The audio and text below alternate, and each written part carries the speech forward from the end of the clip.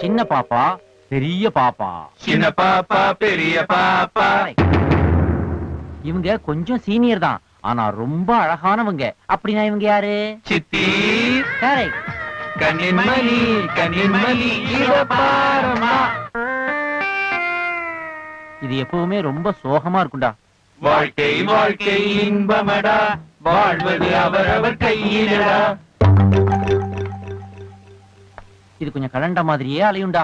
குலவிளக்கு ஒட்டிக்கிட்டே இருக்குது. கங்கா யமுனா சரஸ்வதி. ஐயோ எல்லாமே அழகா இருக்குது, யார செலக்ட் பண்ணனே தெரியலையே, ஒரே கன்ஃபியூஷனா இருக்குடா.